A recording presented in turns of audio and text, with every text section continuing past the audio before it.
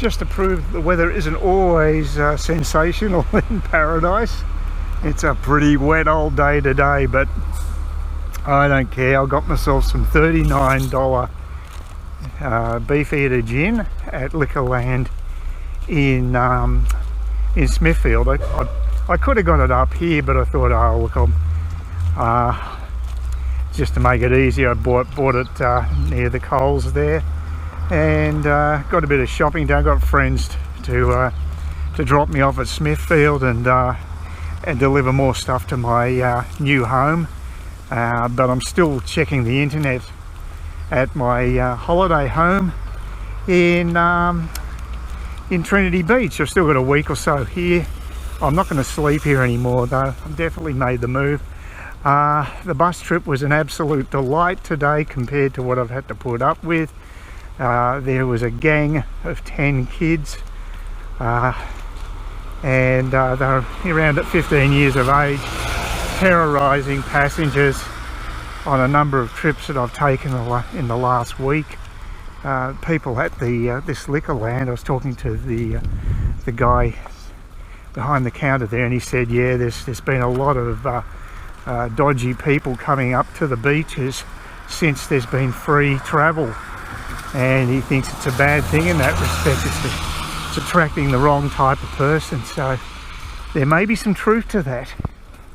So yeah, it's a good little bottle shop, this one here, but I went to the actual one in Smithfield, as I said, and picked up some essential items. I've still got a lot of shopping to do, way behind on my shopping, so I'll be using the bus service. But today I'm just going to check out the internet at my holiday place, because my internet's not on at my house until tomorrow, and even then I'm not 100% sure everything's going to work, but we'll see. I had some problems with the electricity. That's been overcome. I wasn't able to get the power switches to work, but that was just because someone had disengaged them on the smart meter. Just a matter of flicking a switch, and that's all been sorted. So now by the way, I did put in a report about the behaviour of this gang, who seem to be, they've got off twice at the shops in Trinity Beach Road, as that's the main shopping centre down here. So they seem to be located in that area. And then I know the bus driver also put in a report as soon as they got off the bus. He radioed in. He wasn't prepared to do it before that because he thought they might attack him. So he's basically put in his report, and I've put one in too. He gave me a card, and I contacted the bus company and reported the behaviour of these kids. It's just disgusting. They were foul-mouthed. They were playing horrible sort of rap type music. Didn't give a stuff about anybody else. There's even maybe one or two girls amongst them, and they're just vile people. And you got these young kids, school kids, probably, you know, like 12 years old, getting on the bus. It was absolutely jam-packed full of kids, and they had to listen to these low-lifes. It's just disgusting, really bad. Anyway, so actually it doesn't seem to be raining as badly, so that's good. But I've got to repeat this journey and take this food back to my house later this afternoon. The trip from here to Kulwara Beach is a pretty easy one compared to actually from Smithfield, because from Smithfield you've got to go to the university, and then you've got to wend your way right through Trinity Beach, and it's quite a long ride. But not as bad as going to Cairns itself, mind you. At least I'm not doing that today. So I will probably, I'll be coming back here tomorrow to do the internet. Then I'll get some shopping done and then go back to Kulwara and hope the internet will be on then. I'll try hooking it up tonight. I should get an SMS from TPG telling me that it's on, but I still haven't even got, I've just got the modem there now, so I've got to wire it all up. It's a different sort of setup. You don't get an MDN box when you're in suburbia, you just got the normal input, so it's a bit different. But anyway, I checked with Lynette and her mum, who came over to drop some stuff off for me, which is very nice of them, and they were very happy with the house, which is nice to hear too. But they told me that they've got exactly the same sort of connection I've got for the internet, so that made me feel a lot better, because I wasn't used to that. I had the NBN box and I thought that's what everybody had from now on, and I was a little worried when I didn't see one in the premises. But you know, apparently because it's still copper wire to the node, it's the old copper wire system from your house to a node that might be a few streets down when it goes to cable. So we'll see. The actual internet here has been very good, and this is, you know, we're down the end of the street, and I've got to say I've got no complaints. As a matter of fact, I would say that the internet here has been more stable than I had at the flat, and that shouldn't be the case, because mind you, she might have a different provider. She's probably not using TPG, and it might be TPG that have more dropouts. So there's a number of different factors there, but I've got to say the internet here has been very good. I've got no complaints at all about it. So anyway, this is another step on the road to moving into my house. I've got so many things I've got to buy. Just gardening implements, a lawnmower, compost bin. Unfortunately, Lynn won't have time for me this weekend, so I might have to see if Bunnings will actually do a free delivery if I buy enough from them, because I really do need to get some stuff. If I bought a compost bin and other stuff, whether they would deliver free. If they don't, I'll just get an Uber. Or I could get one of those Cairns taxi minivans, and you can put a lot of stuff in them. So that's sort of like a poor man's removalist. But it's probably the most cost-effective way of doing it. So I'm going to be spending more for transport up here, there's no doubt about that. But again, my needs are going to be much greater, because I've got to look after a property here.